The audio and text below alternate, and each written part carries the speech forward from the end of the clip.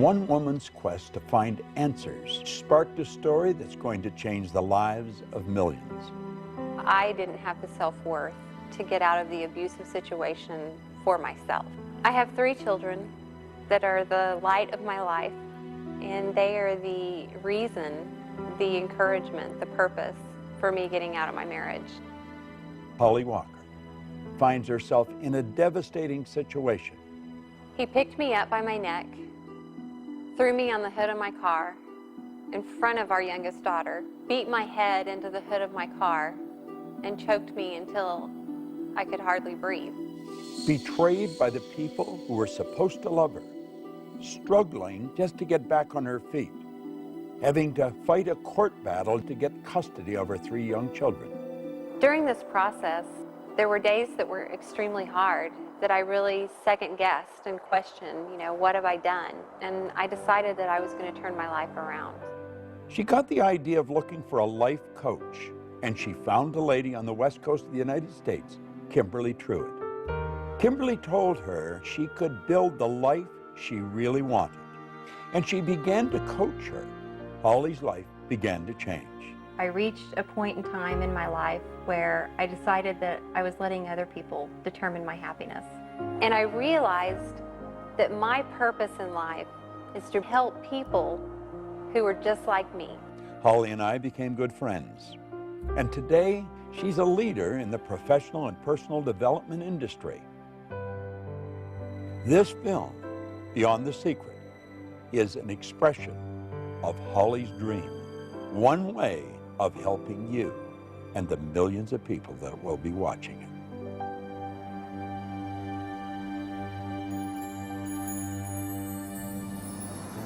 You know, the story that I've just shared with you of Holly Walker is a true story.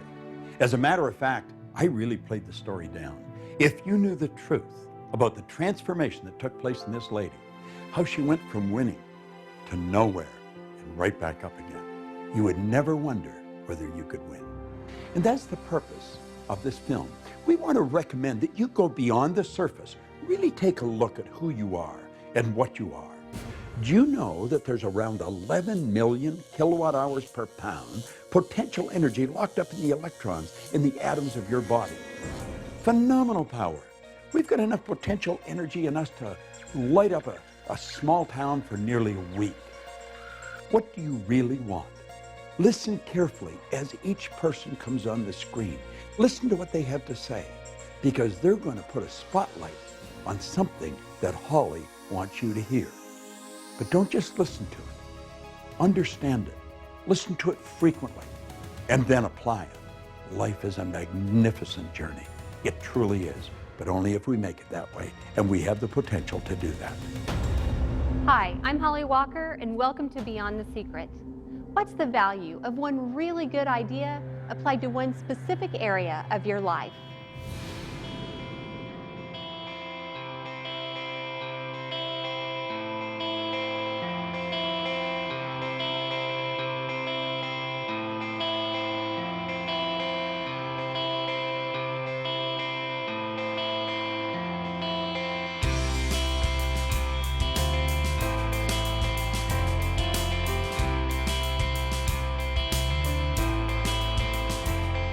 If you consider that every building in every city across our world has its ancestry in human thought, leading scientists and specific principles from the field of quantum mechanics are confirming what spiritual teachers have been telling us for centuries.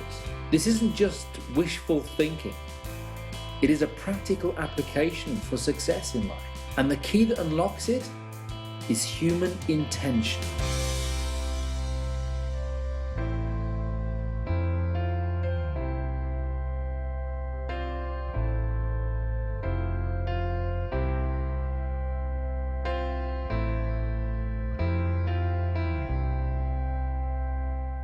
The law of attraction is no longer a secret. It's been discussed, ripped apart, examined, and put into practice by those with the awareness of how to use it to their benefit. You may be like I was, confused, disappointed, or maybe you just have a lot of questions that you need answered. My website has received thousands of emails. I think I'm doing everything I'm supposed to, but it's not happening fast enough. Why am I not making more money? Why isn't the law of attraction? I want to start living my dream lifestyle, not just dreaming about it. How do I do that? I made it my mission to find the answers. I set out to meet with the teachers who inspired me, the ones who really spoke to me and helped guide me through some very difficult times in my life. And literally, through the law of attraction, over the course of a year and a half, I was able to sit down with some of the world's leading visionaries and most inspirational teachers and ask questions.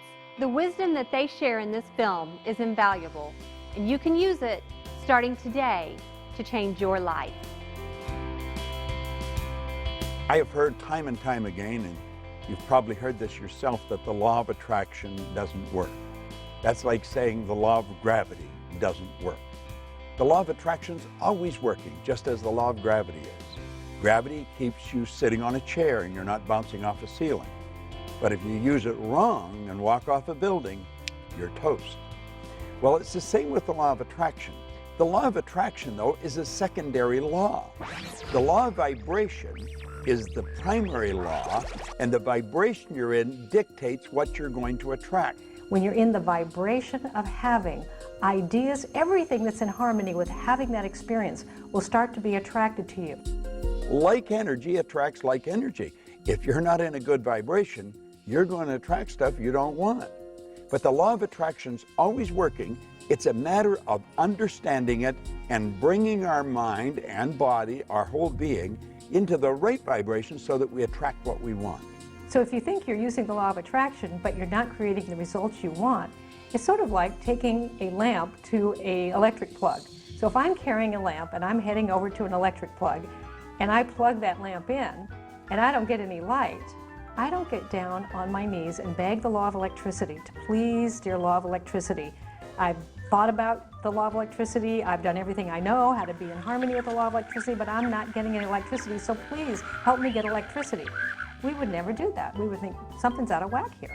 Either the wiring in the walls is incorrect, the cord is got a short in it, or the light bulb needs to get changed. And we would know that we need to do something to bring ourselves in harmony with the law of electricity. And it's not different with the law of attraction. So what we're thinking about manifests many times in our daily lives, but sometimes people think that a thought is an actual thing, like what I'm thinking about right now, instead of where I'm thinking from. Where I'm thinking from. So thought is more than a thing. A thought is the very essence of our life. Now, just because we don't understand that doesn't mean that you should reject it. You want to go beyond that and start to understand how your mind works, the relationship of the mind to the body, and then you'll start to see why you're getting what you're getting and how to change it if you don't like it. You've probably been taught or learned that thoughts become things. And they do become things. They become our belief system. They become our identity, our self-worth. Thoughts become things when they're aligned with feelings, when they're aligned with action, when they're aligned with strategic relationships, when they're aligned with your gift, with your calling, with whatever it is that you're bringing out in the universe. Thoughts becoming things. Let me turn that around. Everything was at one time a thought. Everything that's not green or water has been shaped by the imagination of the human mind.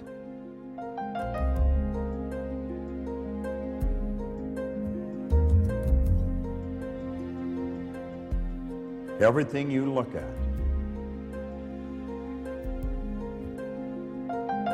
is created twice. Thinking is the highest function that we're capable of. And when we think, we take thoughts and we join those thoughts together and we create ideas. And by holding the idea in our mind and getting emotionally involved, it causes us to move into action. And it also sets up an attraction. And it's the action, the attraction that alters the conditions, circumstance, and environment in our life. It's not enough to be talking about your dream, thinking about your dream, praying and hoping for your dream. You really do need to take action. It's been my experience that with one single action step, everything changes. You're no longer thinking about it, talking about it, you're doing something about it.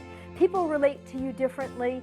You relate to you differently. New resources show up as you have a new perspective. Isn't that it drops in, like, the whole picture just drops in, but you'll get threads of it. You'll see little, like a sprout coming up. If you honor the sprout and nurture it, it will grow, it will send down roots, it'll begin to flower and blossom, and ideas come forth this way. And that's how you build a dream. You get a very clear idea, you nurture that dream. The law of gestation is important as it helps you grow that dream, but you have to take steps every single day. Take action. Create what I call a wow within 1 week. What's the step that you're going to take to demonstrate you're more committed to your dream than to any doubt, fear, or reality that might get in your way? It's in acting on your dream that it truly becomes real. A baby step in the direction of your dream and the direction of what you want to create. The law of the universe will work just fine. It's about us learning how it works, getting in coherence with that, and practicing that on a daily basis. So baby steps are a great way to take your steps forward. Baby steps will take you all the way up Mount Everest, by the way, if you just keep taking them. And oftentimes, the change takes place first inside before it's expressed outside. If you're taking action and you don't see the result, be aware that it's coming. And in fact, if you do build your awareness around and start looking for little examples, little results that actually are coming your way, I think you'll find that they're already there. What I've realized is when I was relying on just blind faith, whenever I would meet with this condition or circumstance that I didn't know how to go through, oftentimes I stepped backwards into safety. It's really faith based on understanding how we operate that allows us to move confidently through that terror barrier and into that area of unknown outside of our comfort zone. It takes 5 years to become a plumber. It takes 5 years to become a mechanic. I'm not quite sure how long it takes to become a medical doctor, but I would imagine a few more than that. Well, we can't watch a 70-minute DVD and like that understand what makes life tick. We've got to make a decision that we're going to study something about ourselves. It takes a different kind of process to grow the bamboo tree. You plant the seed and you water and you cultivate the soil for 5 years. And at the end of 5 years, the bamboo tree that does not break through the ground in those 5 years, in 6 weeks it grows over 90 feet tall. Now the question is, did it grow 90 feet tall in 6 weeks or in 5 years? And I say in 5 years, because had at any point in time you stop watering it, at any point in time you stop cultivating the soil, the bamboo tree would die in the ground. A lot of people, because they're impatient and they want things right now, they allow their dreams to die in rejection. They allow their dreams to die in bankruptcy. They allow their dreams to die in negative conversations. They allow their dreams to die in excuses. They allow their dreams to die inside of them because they're not patient. They don't trust. They don't believe. Belief and trust gives you patience. When we're born, we are programmed to move along a certain track.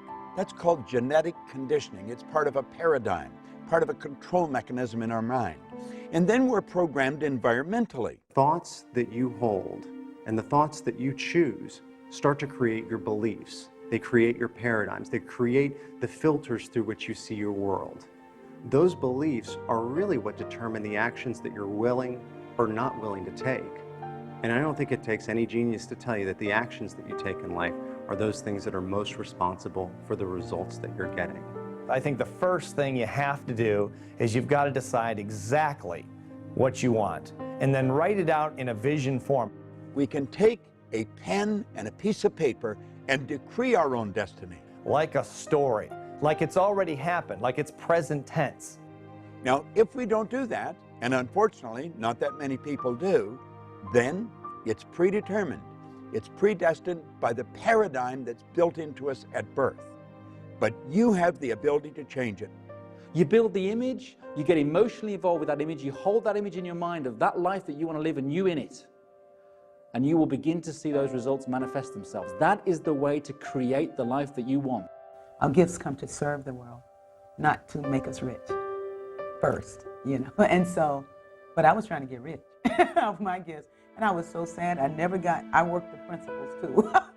I wrote it down. I did all the things that I learned to do early in the game. And I was very depressed a lot of the times because what I wanted to see happen was not manifesting. You know, we live in this GPS society where we think we have to know every single step we've got to make, and it's really not that way. It didn't dawn on me that maybe I was on the wrong track, that maybe there was something better for me. As long as we know what the very first step is for us to take, and we may not even have a clear idea of that. Thoreau said if we'll just advance confidently just in the direction of our dream, we can live the life we've imagined. But one thing that I didn't stop doing was that I didn't stop singing, and I didn't stop writing songs, and I didn't stop with my interest in music. I loved it. What we need to know is why, what our purpose is. Knowing how to do something really is at best guessing.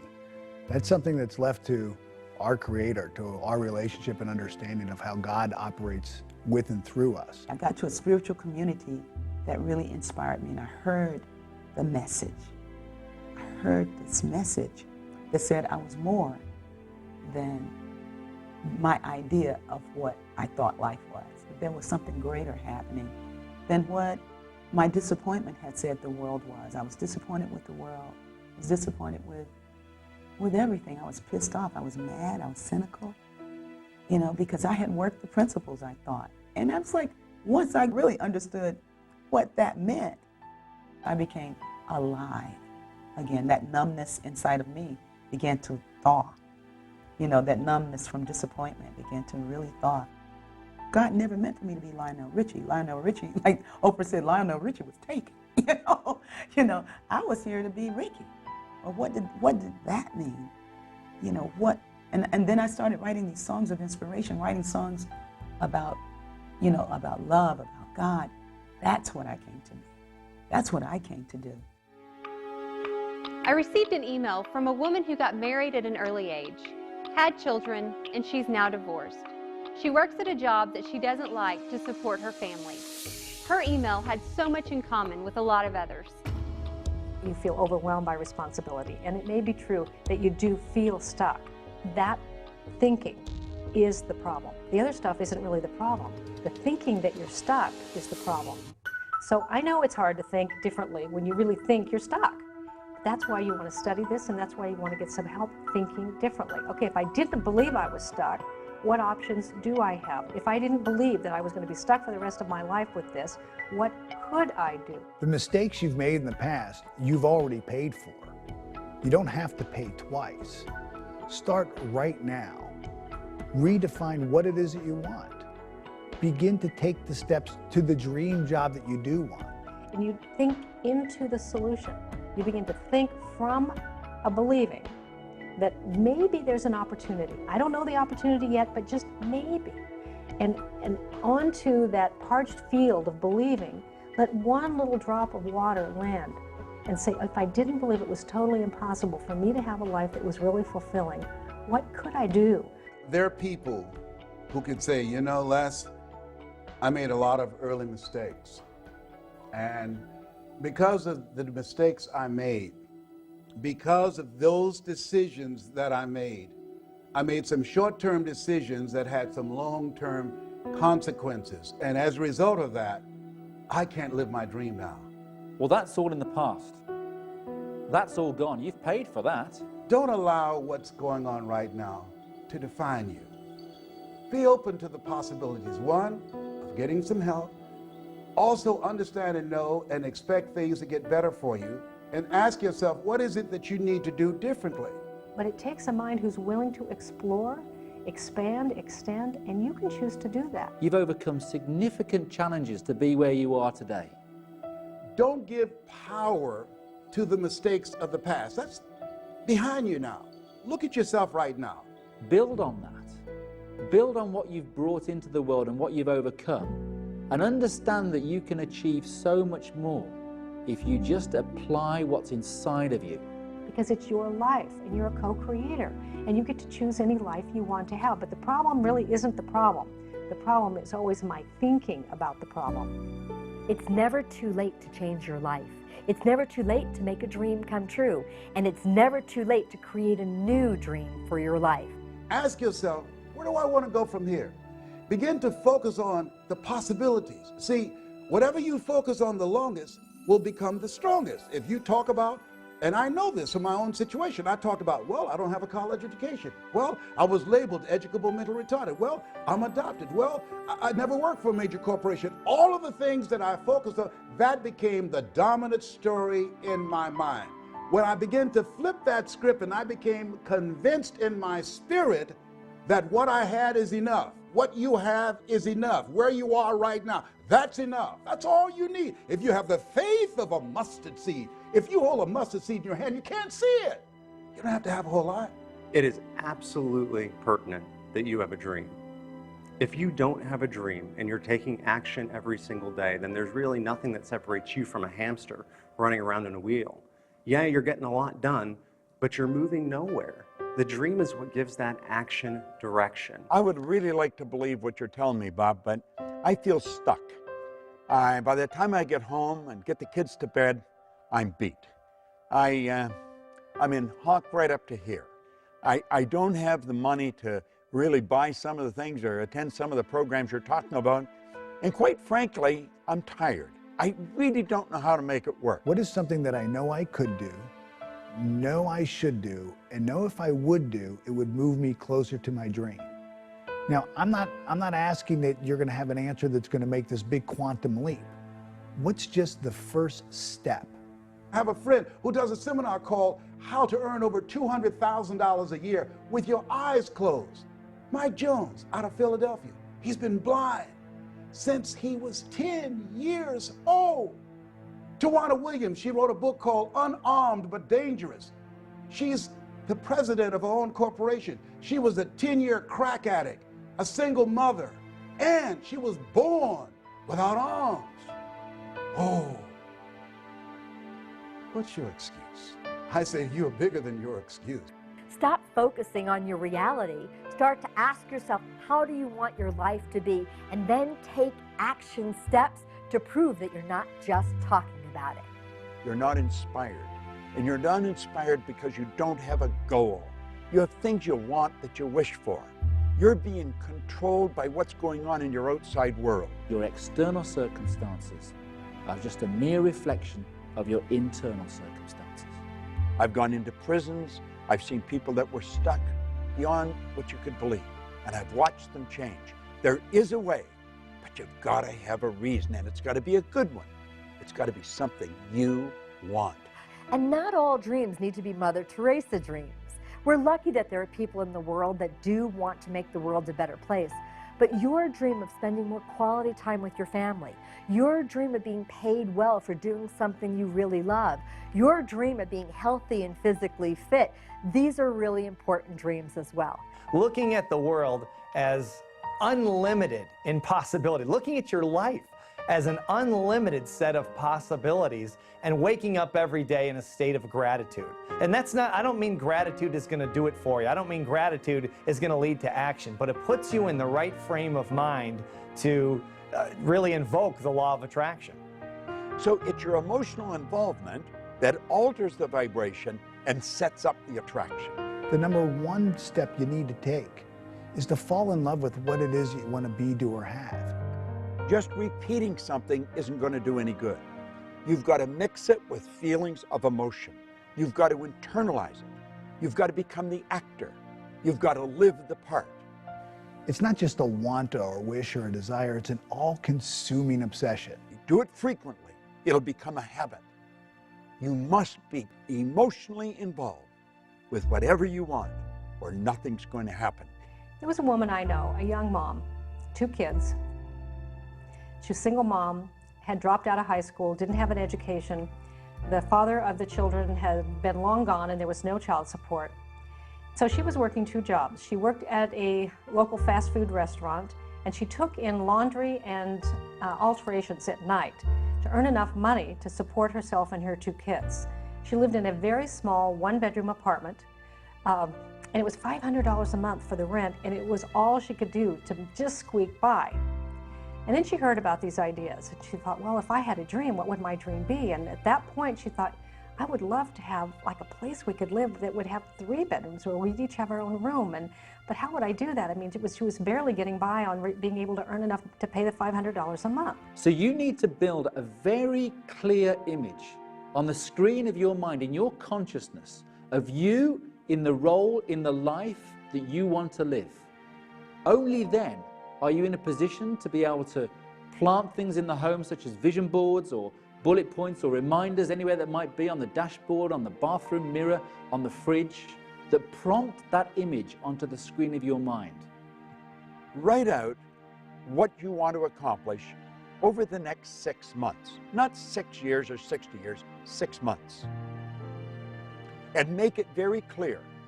And what you write, if I read it, I want to be able to see the same picture that you see.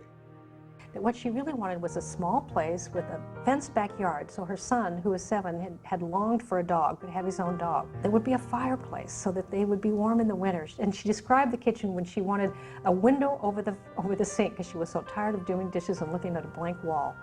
And she wanted an arched doorway to come in through, and she wanted a little picket fence out front. People take the time to decide what they want, and they write it out. And then they think just through sheer willpower they can make it happen. It isn't going to work. That's like a fly trying to fly through the glass in the window pane. It's going to die on the windowsill. One of my favorite quotes comes from General Schwarzkopf. He says that in times of war, I find plans utterly useless, but planning to be priceless. Really, what would you do if you just didn't believe it was impossible? And she said, well, I'd look for it. If that's exactly what you do if you didn't believe it was impossible. Go look for it. And she said, well, I found exactly what I'm looking for, but I don't feel any better. I actually feel worse. I found this little house. It needs a lot of work. It's got hardwood floors need to be refinished, and the cupboards need to be redone. But there's a window over the sink. There's a little fireplace. There's no grass in the backyard, but there are 3 little bedrooms, and the picket fence needs. And she said, but now I just feel worse. And they said, but if you didn't believe it was impossible. And she said, I don't know how this works. This can't be work. You know, I just feel worse. And they said, do this. If you didn't believe it was impossible, what idea could you get? What if time and money were not issues? What if you had the support of the people around you?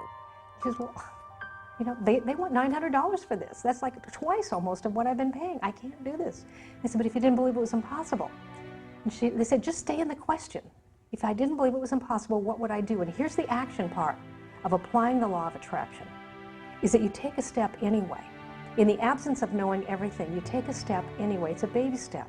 And you have to stay in the inquiring mind. If I didn't believe it was impossible, what could I do? What could I do?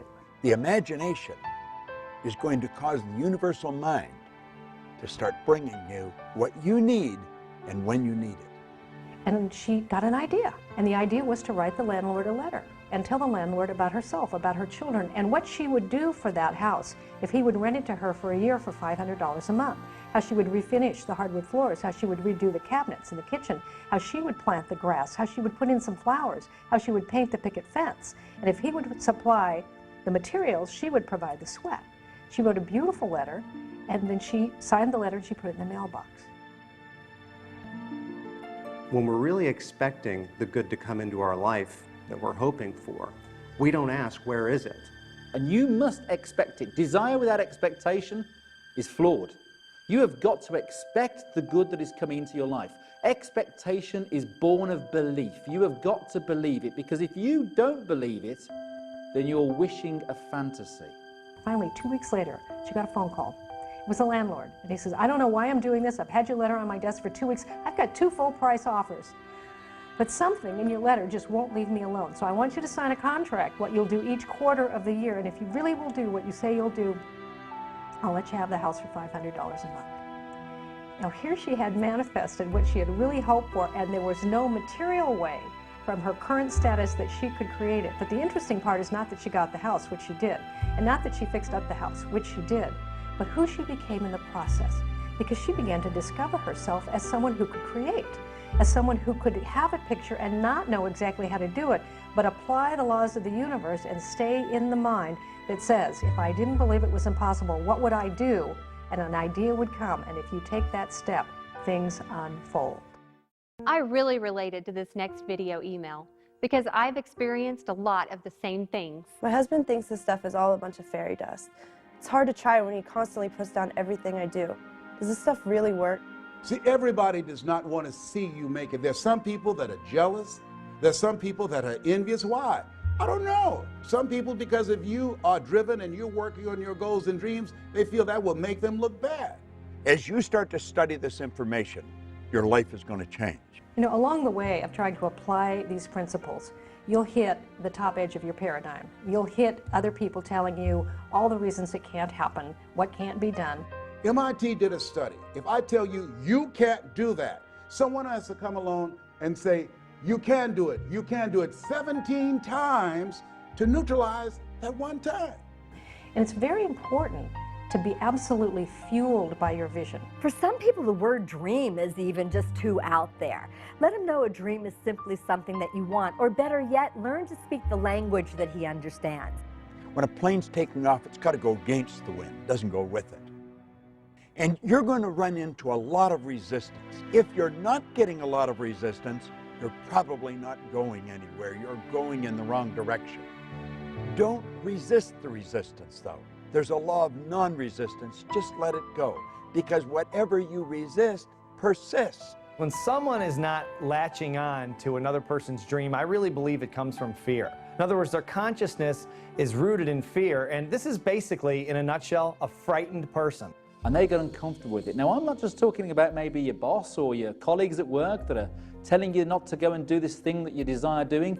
I'm also talking about those that you love dearly. I'm also talking about your partner, your spouse, your husband, your wife, your mother, your father.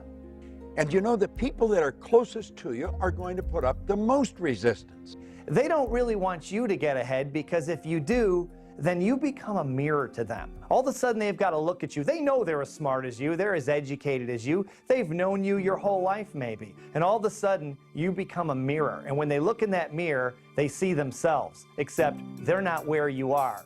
And sometimes they can resent you because of that. And it causes problems in friendships. It causes problems in families. And it's just part of moving ahead. It's part of going to the top. They don't understand what you're doing. They don't understand where you're going. And you're going to find as you study, you keep raising your level of awareness. The people you're hanging around with may not. You know, often people ask the question, will you lose people along the way? Is this a lonely journey? Think about your life. You've grown, you've progressed, and probably your first grade friend is not your best friend now. And as you move through life, certain things happen and certain friendships change. You'll just keep growing, and they're not growing. And you're going to have new friends, and you're going to be in a new area, and you're going to be with more exciting people. Don't sell your dream out to somebody else's opinion. Look at your relationships and ask the question, what is this relationship doing to me? It's a new term in psychiatry called relational illness. There's some people that can make you sick. I have a friend, I'm serious. I have a friend who, when she was married for 9 years, every year she had to have some kind of surgery. And once, and now it's been over 8 years, she got a divorce. She never had to have another surgery. If your why is big enough, the how will show up. So you want to stay very much in touch with why you want this dream, why it's good for you, why it's good for others, why you want to be doing this thing. If you're not yourself, then you're not free. You shouldn't be the person that your wife wants you to be, your husband wants you to be. You've got to be you. And by being you, you will be the wife that you want to be, the husband that you want to be, the employee you want to be, or the boss that you want to be. Because if someone else raises their eyebrow and says, really, you think you're going to do that in this economy? You think you're going to do that with your education? You think you're going to do that? It can be difficult to stay fueled up in your passion. They don't understand what you're doing. They are in the comfort zone. And they think you're crazy stepping out and betting on yourself, giving up that good job, moving to that other city. Give it time. Let him see you taking action. Let him see your success. By changing ourselves, showing up more fully, living with integrity, people start to take us more seriously. Well, Les, can I change him? No. It's a full-time job changing yourself. I wouldn't try to change your husband. What I would do is I would do what you can totally 100% control, and that's your actions. 9 out of 10 people will die rather than change. That's how difficult change is. So you can't change people. Change yourself. You know, often it's the people that are the closest to us that might have the hardest time believing for us. He doesn't think you can do it, not because you don't have the talent, but just because it's not within the parameters of his belief system. So some of the closest people to you will not be able to see your potential. They will not be able to see your spirit. They will not be able to see what you're really made of. They see their snapshot picture of you and actually have an investment in you staying as you are because they're used to you this way. There are two types of relationships. There are nourishing relationships. Those are relationships that hold you accountable. These are relationships that challenge you. These are relationships that you can grow from mentally, emotionally, and spiritually. They stretch you. And there are toxic relationships. These are relationships that drain you. These are relationships that are very critical of you. So you want to surround yourself with people who can believe even when you can't believe. We can't always find one person who's our dream person, meaning they can deliver everything we need all the time. So it's great to have friends that you can turn to who are advocates, or dream team members who, no matter what you say, they're going to look in your eyes and say, I believe in you. I know you can do it. Because for any one of us, it's difficult to see the picture when you're in the frame. So you want someone else who can see the whole picture and help remind you yourself. Yeah, sometimes when you're going for your vision and your dream, people will say, oh, you're just materialistic, man. Why don't you just be satisfied? All you care about is money and things and that type of thing.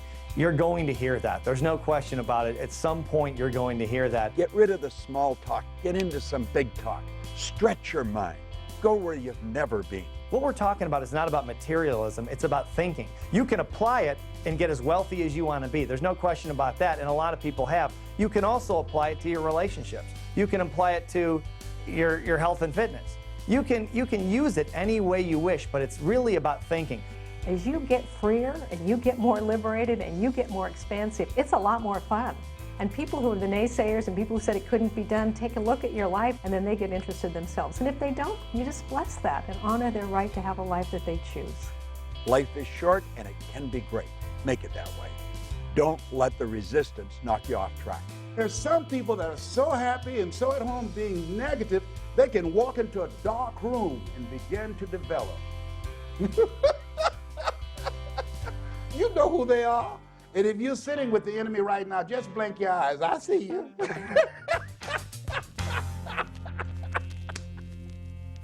This video email is from Laura, and she is like so many of us. She doesn't like change. I hate change. I'm not happy with my life, but making huge changes seems way out there, and I don't want to end up being laughed at if I fail. You know, if we'll be open to a new idea that maybe change can lead us to the growth that we really want in our lives, to a completely new who we are, a redefinition of our purpose in life, a full realization of our potential, then maybe change doesn't become this thing that we have to struggle with or wrestle with. Most people live their lives completely at the whims of the circumstances around them. It's easy to get comfortable in a life that isn't really that comfortable because we're used to it. Get out of the comfort zone. You know, if you're comfortable where you are, you're in a bad spot. You know, I was very corporately conditioned. I was programmed to go into work every day, to earn the salary check, and the thought of not having that salary check, the thought of not having that company car, the thought of moving out and doing my own thing scared me witless. It kept me in that place for 4 years beyond when I should have gone. Don't settle for comfort. Life is too short. It can be a phenomenal trip. Don't give yourself permission to continue to be where you are. Give yourself permission to grow. Give yourself permission to reinvent yourself. Give yourself permission to take your life to the next level. When people say to me, I'm scared, I know where they are. Because you see, we're controlled by our conditioning. We're controlled by our paradigms. And they will keep us gripped because they don't like change. Status quo is their business. Being comfortable is not a good place to be. And unfortunately, most of us were encouraged to get there. Just get enough money to pay your bills and everything's going to be great. People who live lives of greatness are willing to be uncomfortable in the interest of growth. They're willing to stretch a bit. They're willing to be in some uncharted territory. It's when you're uncomfortable that you're growing. It's when you're a little scared. You're excited and scared at the same time. And that feeling at the conscious level is worry. At the subconscious level is fear, and in your body is anxiety. Now understand what this message is from your mind. Your body is just an instrument of your mind. This is your mind's way of telling you that you are about to grow. It's when you're going after something, you have no idea how you're going to get there, but you've got to know you're going to get there. It is not your mind's way of telling you that you cannot achieve what it is that you're about to do. You have infinite potential. Step out and bet on yourself and keep going until you reach a point of discomfort. Then you know you're growing. A 100,000-mile journey begins with the first step. You take that one step, you'll find that the next step will become clear to you. And then the next step. And before you know it, things will have changed like that. Now, if that's not something that you like or want to do, then you get to have the life you want. And you can stay stuck as long as you want. It's your life. But ultimately, if you notice, you might get really tired of feeling hemmed in, closed down, shut in to a life that is very repetitive. Some people live 90 years. Some people live 1 year 90 times. The beautiful thing about being who we are is we have the ability to make choices. J. Martin Coe, in a little book called Your Greatest Power, said that is your greatest power. It's the power to choose.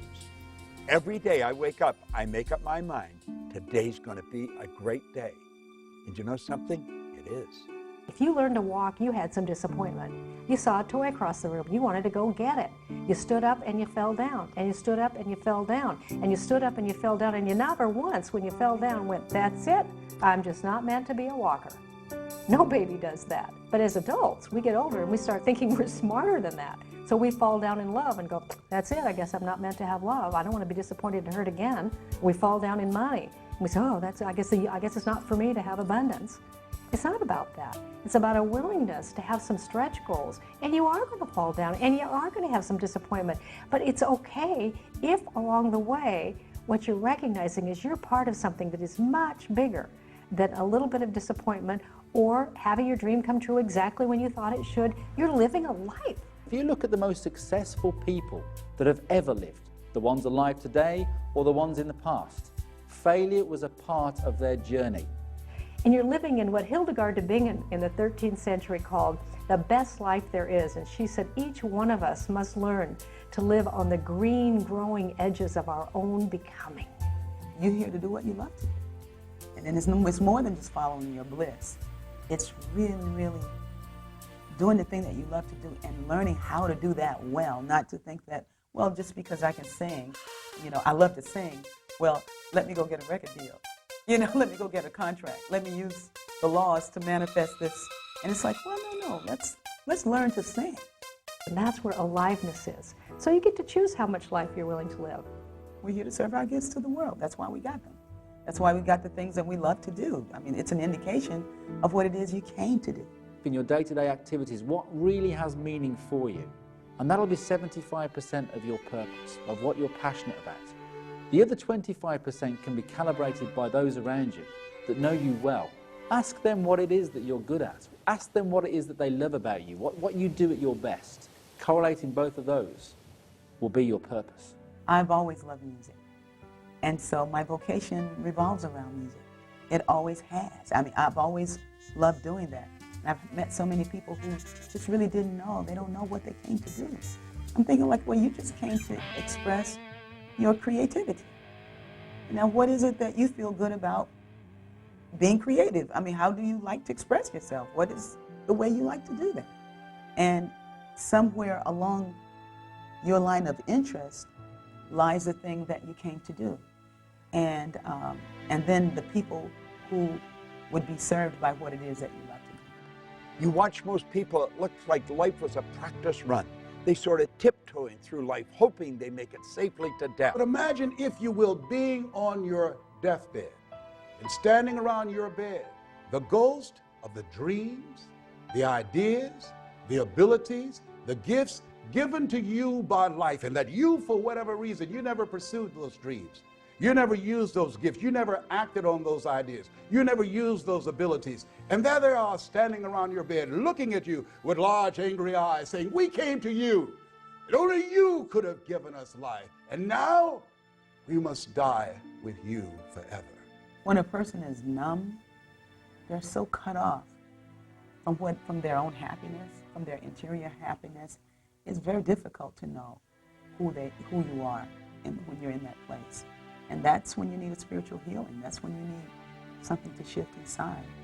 That's when you need to be still so that you can discover what it is that wants to speak to you, that wants to speak through you. The wealthiest place on the planet is a cemetery. There you find potential never manifested. There you'll find books never written. There you'll find music never played. There you'll find ideas and businesses never given birth. It's your life, and you get to choose. But I'll tell you this, there is way more joy and way more fun and way more aliveness if you're willing even to explore a little bit. And you don't have to take giant steps of change. You can take baby steps of change. Just be willing to explore a little bit. And what will happen is your change muscles will start getting stronger. And you'll start to have a little more appreciation for the value of little changes because they produce great results over time. You're stronger than you can ever begin to imagine. You and everyone watching this can do it. You've got something special. You've got greatness in you. How about living your dream lifestyle instead of just dreaming about it? Let's throw this to America's Dream Coach, Marcia Weeder. The difference between a dream and a fantasy, like winning the lottery, is that in a dream you can design a strategy for getting there. A fantasy is wishing for something. So if you're not emotionally involved with an image or an outcome that you want, a result that you want in your life, then you're idly wishing. You've got a fantasy. A dream is something that you have that you are very emotionally involved with. Now, this is absolutely essential. In winning the lottery, short of buying a lot of tickets and doing a lot of hoping, there's nothing that you can do to make it happen. Get pictures of where you want to go, put it on a vision board, and inundate your consciousness with these images, because the brain works in images. And so you want to think about this all the time. Get those images in front of you all the time, and then start taking steps toward the manifestation of your vision. This is one of those great opportunities to get creative. This is one of those great opportunities to say, this is a dream that I have. I have absolutely no idea how I'm going to do it. All the conditions and circumstances around me right now stink. I don't know how to do it. In my experience interviewing world-class performers in all kinds of different fields, what I found is they decide exactly what they want. They put a vision together, and then they share that vision of where they want to go with as many people as possible who can help them. It's funny that the shortcut step is to share your dreams, but the truth of it is, most of us don't want to. Let's face it, if I tell you my dream, you might laugh at me, or you might think my idea is crazy. Worst case, you might steal my idea. But the number one reason why I don't want to tell you my dream is because if I tell it to you, you might expect me to do something about it. If you desire an outcome, it has a massive impact on the likelihood of it happening. Where are you going to get the time? And where are you going to get the money? Get a support team to help you. A support team is really just a group of people that when you get down, when you get tired, when you get frustrated, they say, you can do it. I believe in you. Keep moving forward. You're on the right track. The number one way to experience greater ease and shortcuts on any dream is to share your dream with other people. You find people who have done what you want to do, and then you enlist them on your mentor team. You call them up, you find them, you use your contacts to get to them, you do whatever it takes to get to them, and then you ask for their help. And the crazy thing that I've found over the years is, as I've done this for many times, is no one's asking. No one's asking these people, and more often than not, at least in my experience, they're willing to help. I think we ought to have a close group of associates that we can brainstorm with, we can mastermind with, and of like mind.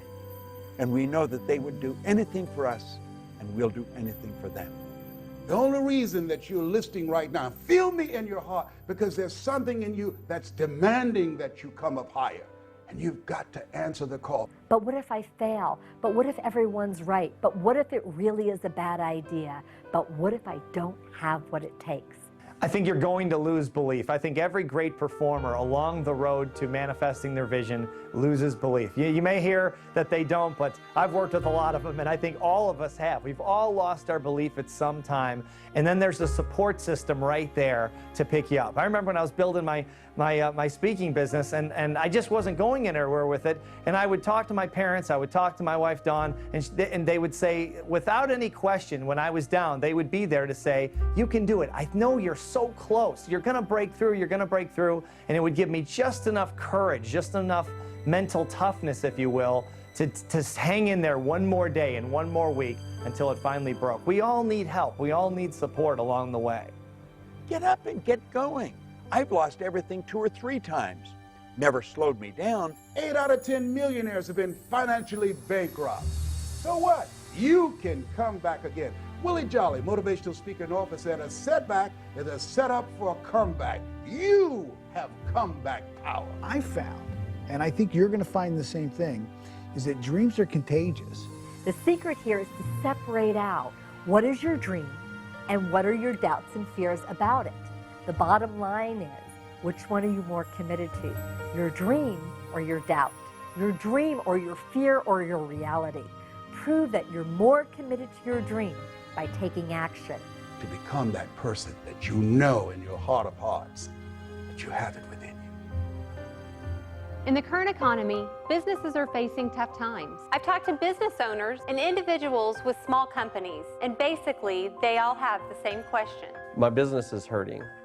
We're making cuts, laying people off. I feel like I've done about everything I can do. I know that, sometimes in a tough economy you make decisions that end up being more courageous than others, and maybe I should be more aggressive.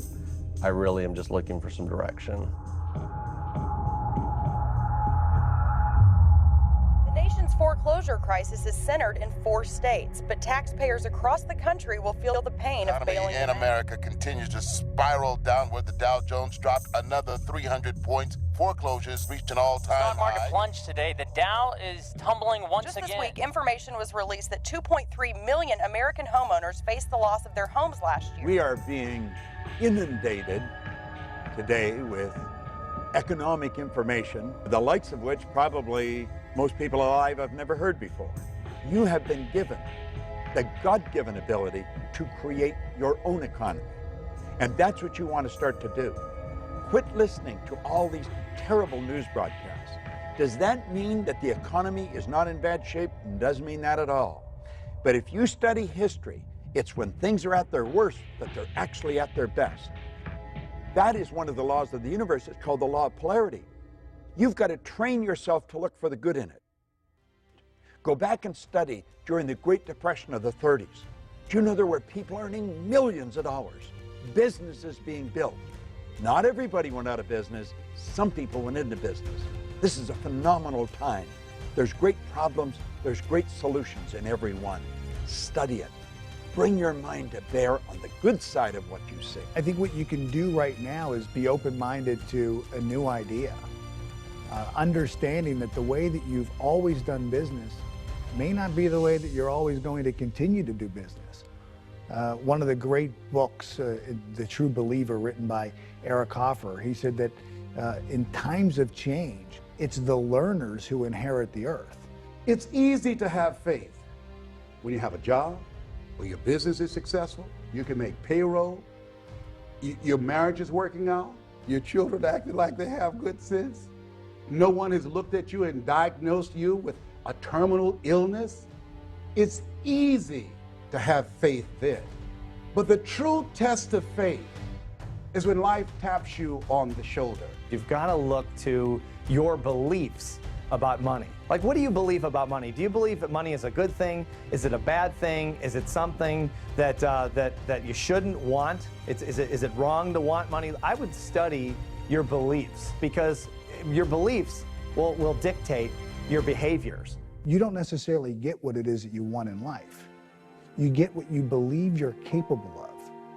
You get what you believe you're worth. And if your behaviors aren't in line with making more money, you won't make more money. You can wish for it all day long. It's not going to happen. But if you can alter your beliefs and expand your beliefs around money, you can automatically, just by default, change your behaviors around money, which will ultimately lead to making more money. A person doesn't earn $50,000 a year because they want $50,000 a year.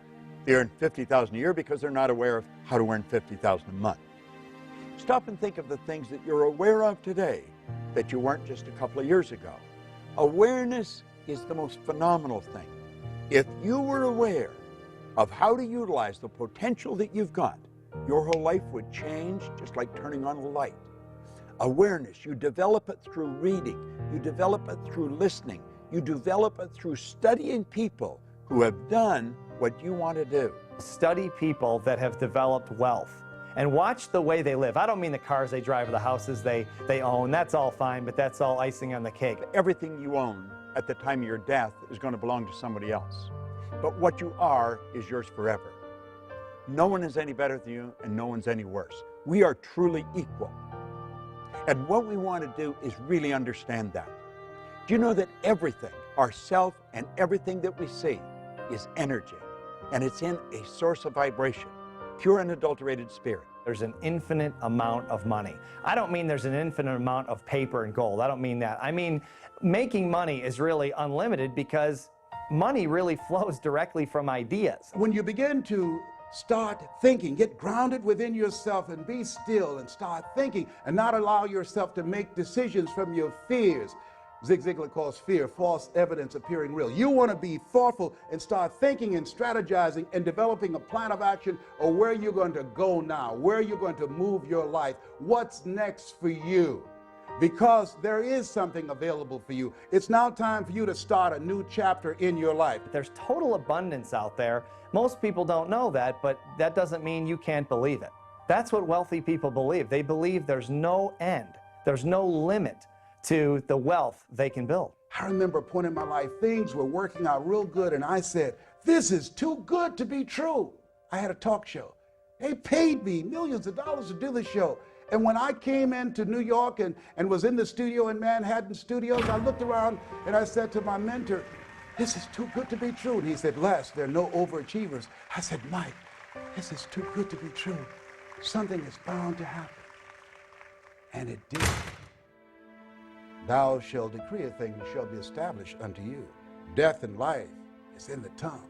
Don't be afraid of taking a risk. If you fail, you can get up and go at it again. Failing is a part of winning. One of my favorite studies is on The Spirit of Opulence, written by Thomas Troward. He said that when we're drawing from the infinite, we never be afraid of taking more than our share. I just love that. He said that's not where the danger lies. The danger lies is in taking less and being willing to settle for that. I am asked over and over again, is this a good time to take a risk? Step out and follow your purpose. Do you know the worst thing that can happen to you is not to take a risk? That's the greatest risk. See, I live with the idea that if you're not on the edge, you're taking up too much room. We've got to step out of the life we're in if we ever want to get to the one we're going for. You know, a lot of people talking about waiting for their ship to come in. And Abraham Lincoln talked about the fact that the people who win in life are willing to swim out to the ship. You weren't born believing that money is the root of all evil, or that you should go to college or you shouldn't go to college, or you should get married or not get married. Those are all programs from people of influence in our childhood. When we were little kids, people said this is right and this is wrong. And we believed it because we didn't have any frame of reference as children to argue with them. Well, now we do. Now we know what we're going to need to get where we want to go. The quality of thinking that has defined who you are and the life conditions and circumstances you have now is not the same quality of thinking that's going to produce what it is that you want and move you beyond your comfort zone. Now you believe it. Now what? Now what you're going to do is you're going to start taking action to move forward with building your wealth, because you're not going to be holding yourself back. You're not going to be sabotaging yourself with this belief that there's only so much, and who are you to want more? Who are you to dream bigger? Because you know there's enough to go around for anyone that can believe and then follow up their belief with action. If you have an idea of a business that you want to start, and immediately you sit down with pen and paper and want to figure out how you're going to afford it, you might right out of the gate compromise the dream down, making it smaller, because you know that you can afford this much money. But as you start to pump up the muscle of being more creative, more visionary, dreaming bigger dreams, you'll also see that it's more powerful to really go for what you want and then figure out how to make it happen. First understand what your dream looks like. And then when you know what your dream is, then decide if you have enough money or not, because how possibly could you know how much money you need until you start taking action towards it? In our conscious mind, we have this thought that we want to be, do, or have more. We want this big income, we want better relationships. But that thought then has to be in harmony with the belief of who we are. And oftentimes it's not. And here I think is where I know for me in my life, many times, and I think a lot of people get stuck because this is where we surrender. I think there's two major kind of beliefs. There's true belief, where you've actually experienced something and you know it's true. You believe it because you actually lived it. That's true belief, 100% belief. And then there's the belief of a lot of superachievers, which is what we call manufactured belief. In other words, as emotional creatures, they've literally talked themselves into believing something they've never done before, that they don't even know is possible, but they talk themselves into it. We call that manufactured beliefs. And a lot of people, before they ever accomplish their visions, have 100% belief in their ability to do so because they've talked themselves into it. What else in you that you haven't used that now the universe is demanding that you bring it out here? Really get very clear on the vision of what it is that you want to do. Internalize that vision, become emotionally involved with it. And then when you become intuitively aware of an action step, an idea, one of those out of the blue moments that you can do that would move you closer, that's when you act, regardless of the condition or circumstance. Those are the 3 steps. Build the image, internalize the image, and then take action. When you are actively engaged in making things happen, you don't have to be depressed. I don't think most people will do what we're talking about. That doesn't mean you shouldn't do it. You should do it. And that's one of the reasons to do it, is because most people won't. It gives you an unbelievable opportunity to move ahead. A negative person can look at opportunities and all they will see will be the obstacles. But a positive person, a person who has an optimistic view of life, they can look at the obstacles and all they will see will be the opportunities. And everyone could do it, but chances are they won't because of all that lack and limitation programming. Years, and if someone is 30 years old, chances are they have 30 years of lack and limitation programming. That's a lot to overcome. So most people probably won't do it, but you can do it. All you have to do is take the steps now. Take the steps starting today. Forget the past. It's over. Most people don't realize the 40-40 plan is gone. This is the era of the 3 C's: accelerated change, overwhelming complexity, and tremendous competition. The 40-hour-a-week doing the same thing for 40 years, that day is gone. That was a domestic economy. This is a global economy. You will have, if you're just getting into the job market, at least 5 careers before you're 65. This is the time you want to be creative. This is the age of what Ralph Waldo Emerson calls the age of self-reliance. You want to be creative. What are the various things that you can do that you're not doing right now? Today, as Robert Schuller would say, you either expand or you are expendable. Be creative. Start thinking, what is it I can use my talents and abilities for? I think if you'll start to focus on how you can rather than why you can't, you're going to find that not only is your business going to grow, but the people in your business are going to grow. Your success or failure in life is directly related to the quality and the quantity of the service that you provide. And as you're looking at yourself, whatever area you decide to get into, just make up your mind. You're going to be creative and relentless and disciplined and innovative, and that you're going to provide more service than you get paid for. You and hundreds of thousands of other people find themselves in a very similar position. One thing we do know is that change is inevitable. The way that we've always done things isn't always going to work in the future. What are your assets? What are your gifts? What are your talents? What are the things that you can do right now where you are with what you have? Chances are the conditions and circumstances for you right now are not conducive to you making this big change in your life. You have to find the yes people in your life. You have to find the yes conditions. You have to find the yes circumstances. You want to be connected with like-minded and like-hearted people. people who you trust and believe in, people who are moving in the direction of their dreams, people that can inspire you and that you can inspire them, people who can help you to open some doors that you don't see right now, people that can help you go to the next level. You want to be connected with people that are on the way rather than in the way. When you've got enough money, you can do what you want, when you want, with whom you want, for as long as you want, and you don't really ever have to be responsible to anyone else. You're never beholden to anyone else unless you want to be, unless you choose to be. It gives you the ultimate freedom, which is the freedom of choice. If you're going through hell, don't stop. Keep moving. In Napoleon Hill's book, Think and Grow Rich, he brought out a very, very important point.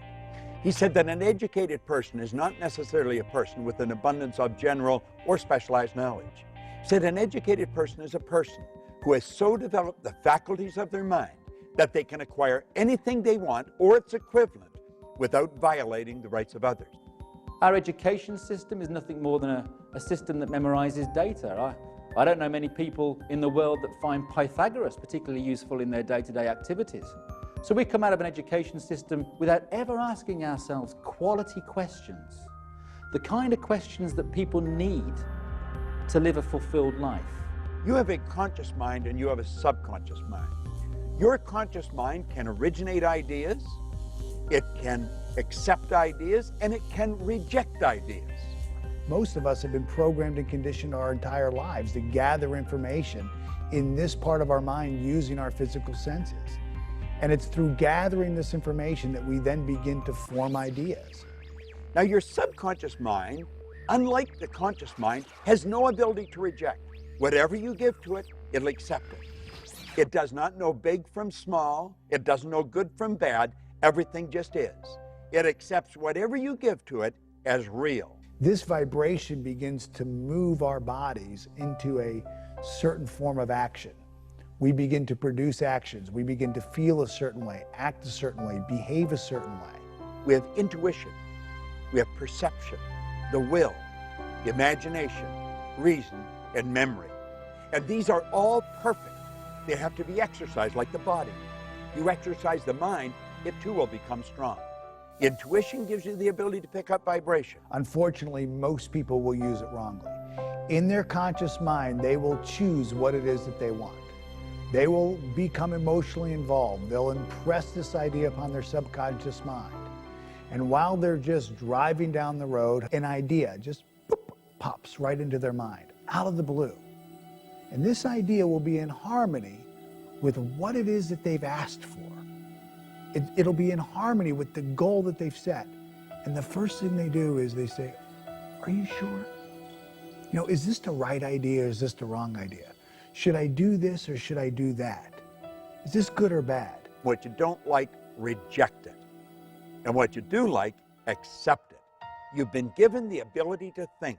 It's the highest function that you're capable of. When we get this intuitive idea, when this sixth sense, when this hunch comes in, you don't want to ask, is this right or wrong, or good or bad, should I or shouldn't I? Because that's a limited question, and the answer is yes to both of those. There's reasons probably why you should, and there's reasons why you probably shouldn't. The better question to ask is this: if I acted on this idea, would it then move me in the direction of the model of perfection that I'm claiming I want in my life? And if it will, you've got to move. So stop giving yourself those excuses that say, well, you know, I'm not good enough for this, I'm not good enough for that, because that again is your conditioning. That's rubbish. You can achieve whatever it is that you want to achieve in the same way that Bill Gates has done it, in the same way that Richard Branson has done it, or in the same way that anybody that you get inspired by has done it. Understand that you have exactly the same faculties, the ability to choose and shape your environment accordingly. Tune into that power, and you will create an extraordinary life. Well, I believe that we're all radiant lights of God. You are a radiant light of God. I'm a radiant light of God. And if you don't want to use the word God, we are radiant lights. We are energy. We're pure energy. So we're always radiating something. We're radiating something, and I would choose to be one who radiated love. And And I feel like when I'm radiating that, the universe corresponds to its own nature. So I'm radiating this beautiful essence that is love, and I find love. You define your purpose by first taking a look at your life, the things that you're doing for work and the things that you're doing for fun, and say, what do I really get excited about? What really gives me that psychic income, that feeling that I'm doing better? That kind of feeling is telling you, it's feedback from the spiritual core of you, who you are inside. That's telling you your purpose. And you will find that there is magic in this. As the image and the feeling tone get in coherence, it's like laser, and things really begin to shift fast. I know today's going to be a great day. There are no problems, there's only lessons. Everything that happens is to teach us something, to move us ahead to the next phase of our eternal journey. This isn't a fantasy world we're talking about. This is the real world. This is something you can do. People with less talent, less intelligence, less education have done this. Find out what you love and then dedicate your life to it.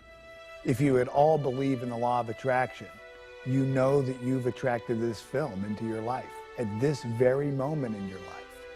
You're not here by accident. I'm not sitting here talking to you by accident. I encourage you now to live your life, to live into your full potential, to recognize the greatness within you, and to begin to express it. The world is waiting for you. You have something special. You've got greatness within you. Answer the call. It's time.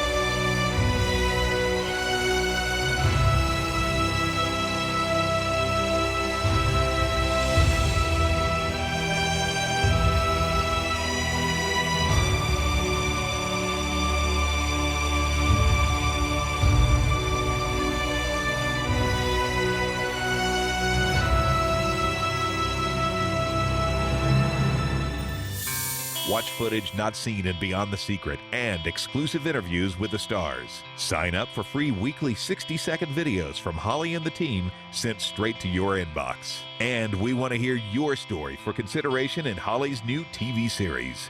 Click it on lifesuccesstv.com.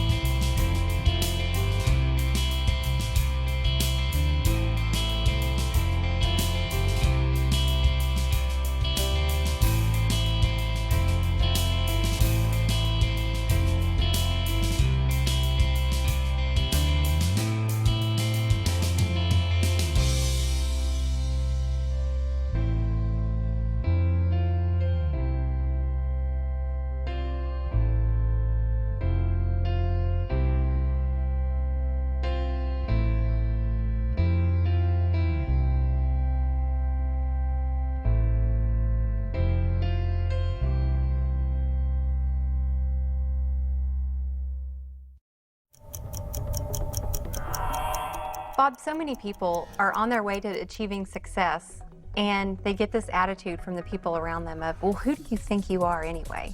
Can you expand on that a little bit? I think that comes from two sides. First of all, the person that's studying is starting to change.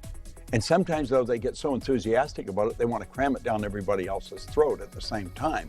And that moves them further away. But it's a natural thing that they're going to get resistance because the other people don't understand where they're coming from. And let's face it, I mean, you're right out of the box when you start to study this. It isn't the mainstream. You're doing things that's totally different. It's not taught in school. A very small percentage really understand and live with this. So they're going to get a lot of flack. They have to understand that and understand that people don't know what they're saying and just let it go.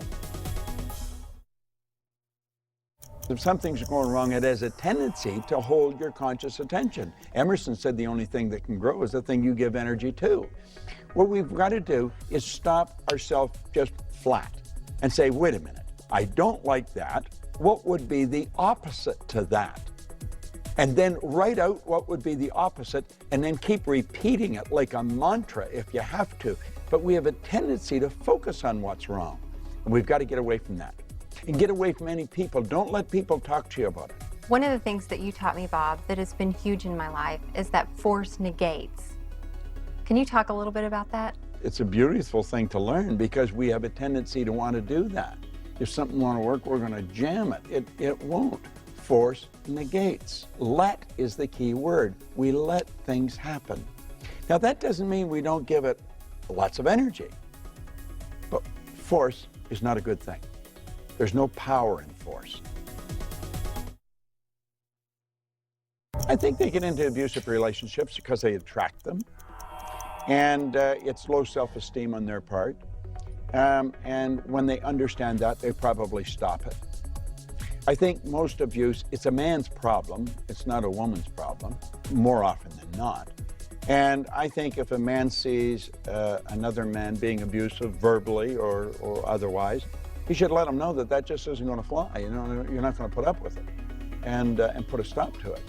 But the person stays in. People do the thing they fear the least. They're probably more afraid of being alone than they are of being in a bad relationship. But if a person starts to develop their own self-confidence, the abusive relationships will go their way.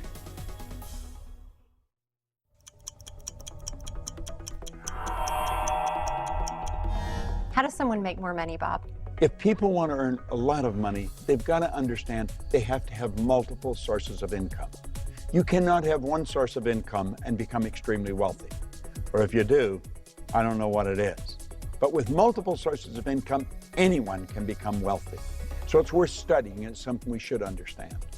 Now, when we talk about multiple sources of income, we're not talking about multiple jobs. That's what I thought it meant first, and I had 5 jobs passed out in the street. No.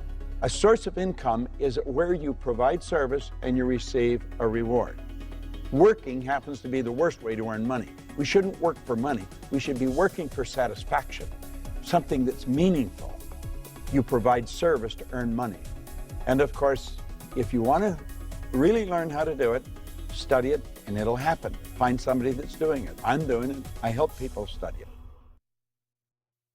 You can do what the most successful people do in terms of financial success, and they look at the profit centers. They look at what makes the most money in the shortest amount of time. I mean, I'll give you an example. One of the best pieces of advice I ever got was from a gentleman that owns a $300 million real estate empire. And he said to me, I said, how do you run such a big company? Because I've just never had that many employees, but I've never had that kind of success either. How do you do that? And he said, it's real simple, Steve. I come into the office every day and I ask myself one question. What makes me money the fastest? And then I do that. And then the second question is, what makes me money the second fastest? And then I do that thing. And then third and fourth and fifth and so on.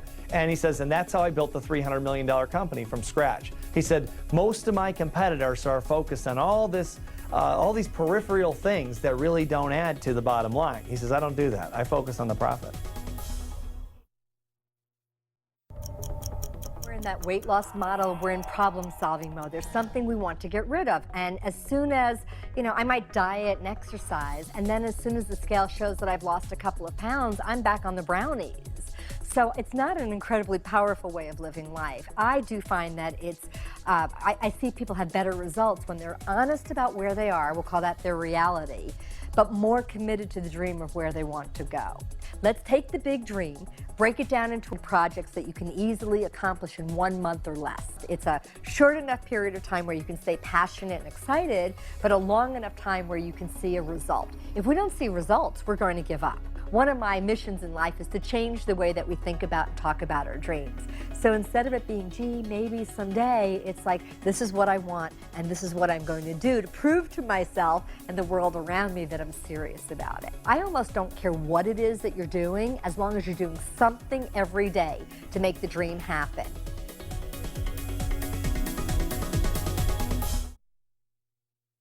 Can you give me some tips on how to stay successful even during these tough economic times?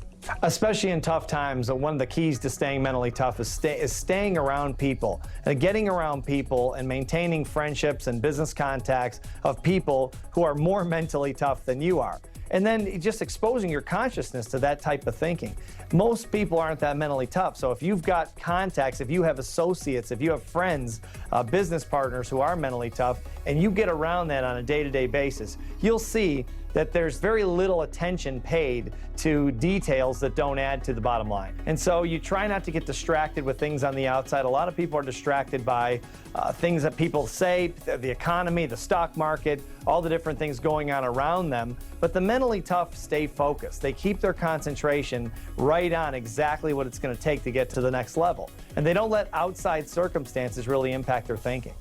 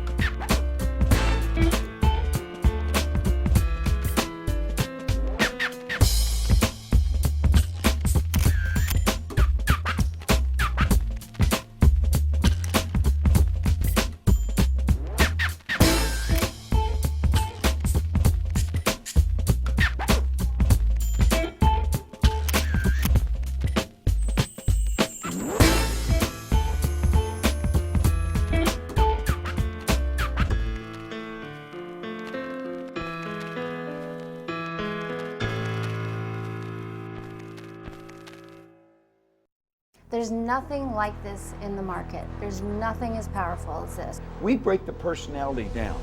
We show them how the mind functions. We show them the relationship of the mind to the results. There isn't another program in the market like this. This is powerful information. This program goes right to the primary cause of results. And in a market like this, we've got to get the people to pull together and bring the potential to the surface and increase productivity and lower costs. And that's exactly what this program will do. It teaches everyone who they are. And once they understand who they are as an individual, within a group, within a company, then they know how to bring more of themselves to the table and get the results they want. Changes their perception, changes their paradigm, changes the bottom line.